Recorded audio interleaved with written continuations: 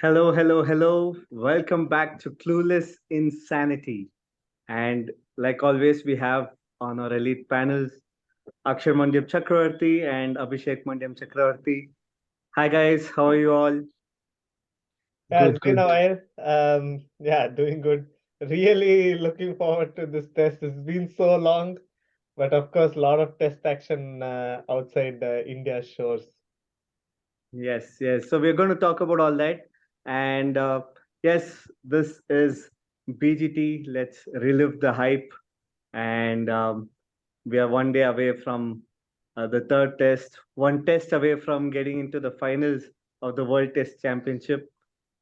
3 days. But before we get into this, there today will be marked as one more historical moment across test format. What a match it was, guys. I unfortunately didn't follow all the 5 days because it's the time zone.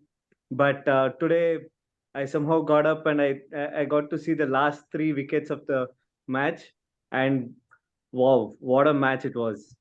Your thoughts on this, Abhi, and you can also add in Akshar. Yeah, Absolutely. And it's always rare to see a team which is following on go on to win the game, right?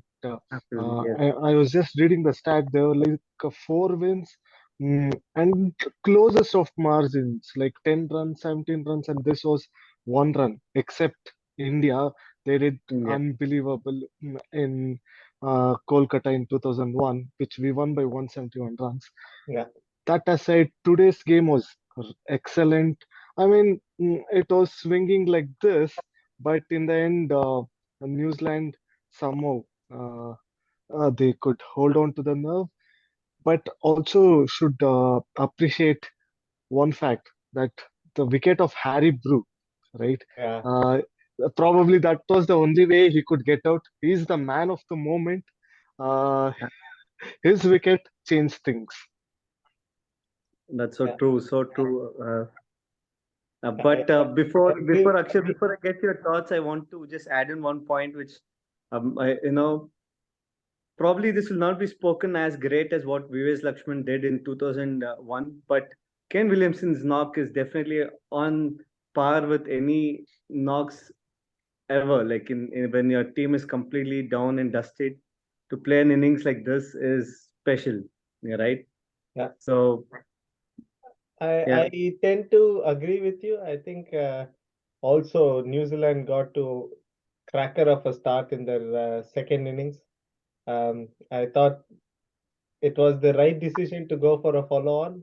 England is that team, huh? yeah, And but I didn't think they began well enough in the follow-on. Probably some amount of tiredness setting in. But to be honest, it's been a cracking game. You can't fault small decisions.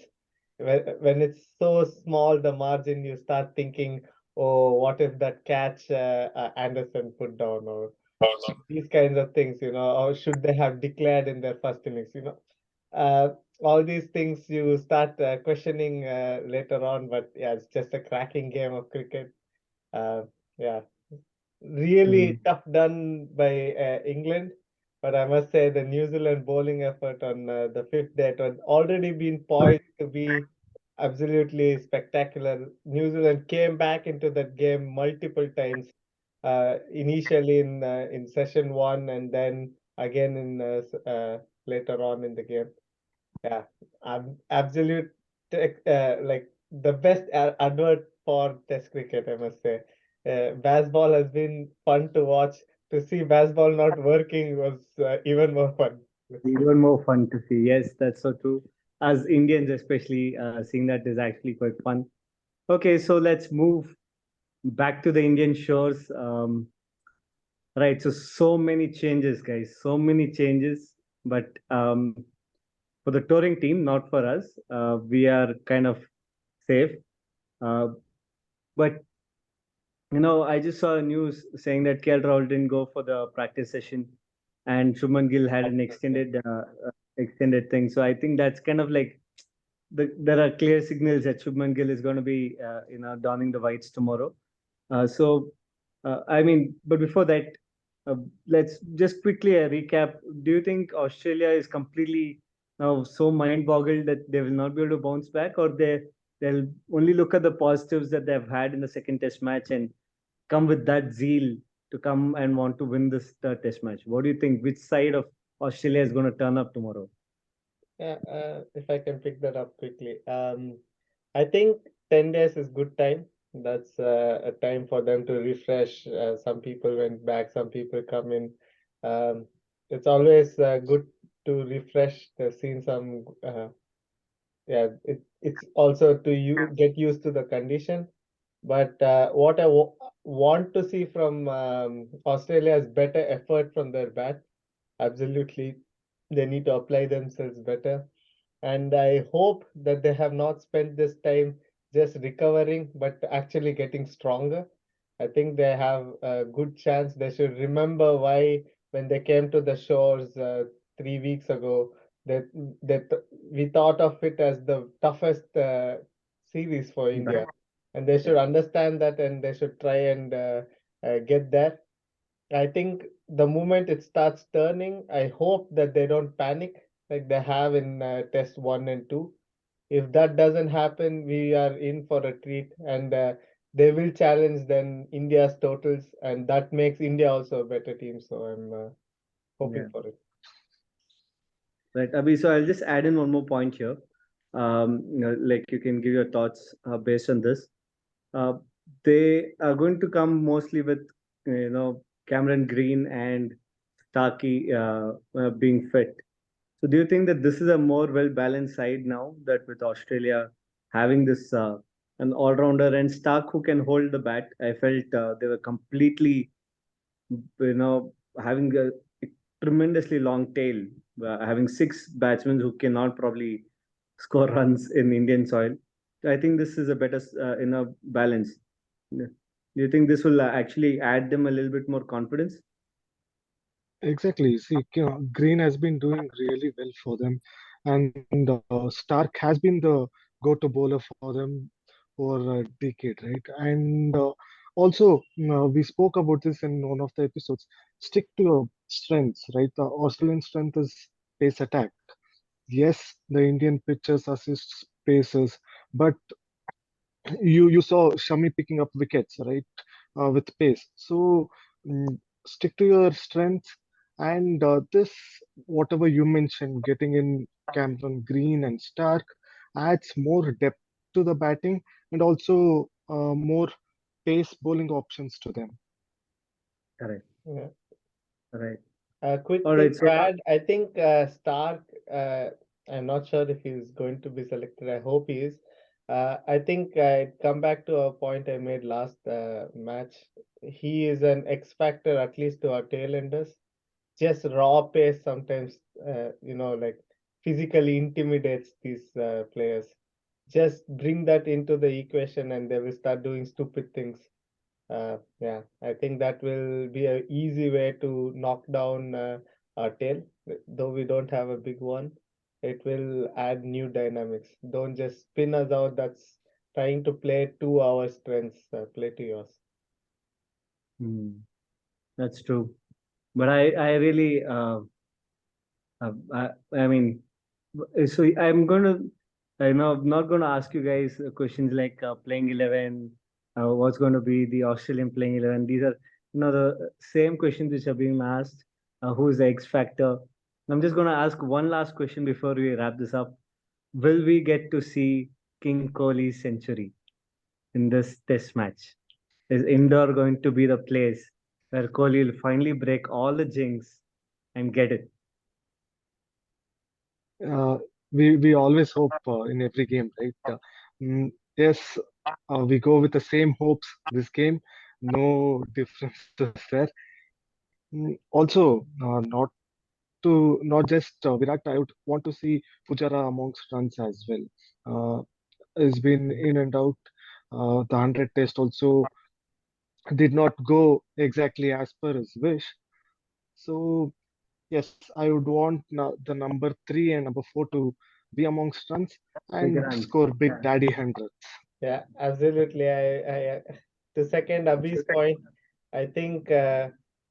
for matches 1 and 2. They planned very well for our opening batsmen, and the lower order bailed us out.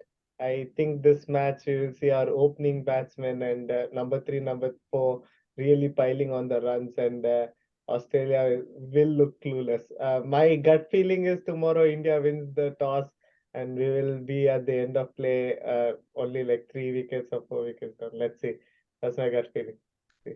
Yeah, same. I really wish Rohit Sharma wins the toss first, and we kind of bat, and of course we would want to see only few wickets at the end of the day's play. And that means a lot of Also, in Also, there was some news about Shami not being fit, or there's some workload management. I'm not sure how true that is. I just read a funny thing where it said Shami had bowled 30 overs in this series, and you're talking about workload management, whereas Anderson bowled 30 overs yesterday. Yeah. So this is funny, but let's hope he's fit and Yeah, I is don't into know that how they rhythm. work those things out. Just standing in the sun is also something. But yeah, to be honest, if you see our pace bowlers, Shami did bowl a few overs, but then again, Siraj hardly got a ball in the second innings. So yeah, what are we even talking about? Yeah, yeah. on a lighter note, if in Kannada we would say, ನಂಗ್ batting ಕೊಡಲ್ಲ bowling ಕೊಡಲ್ಲ ಟೀಮಲ್ಲಿ ಯಾಕೆ ಇರ್ಬೇಕು? That's a different point.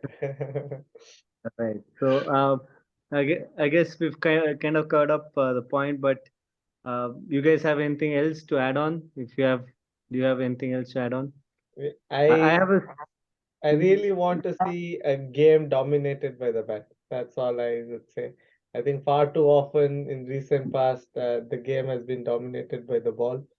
I want a match to go to the fifth day, have something like a cracker, like what you just saw in, uh, yeah, New where Zealand. was Yeah, that? I think indoor can provide that. I just feel indoor is going to be one of those kind of venues which is going to provide you something like that. It's not going to Yeah, be a day three finish. So it won't be a day three finish. That's my prediction. I think at least day four ending. Day five would be a perfect icing on the cake. not So seen any images of the pitch yet, so I can't really tell. Yeah, right now, I mean, all India we batsman. all when we talk of indoor, we just remember the T20 Is and the ODIs, which Yeah. is a belter. So And built hope it is that. 300, 200 years. Yeah, we'll see. Yeah. All right, guys. So I think we can wrap it up. And please do like, share, and subscribe to our channel, Clueless Insanity. It's Clueless, and we're pretty insane. So there you go, guys. We'll Yeah. keep you posted. We will definitely have a post-match talk. Until then, adios. Bye. Yes.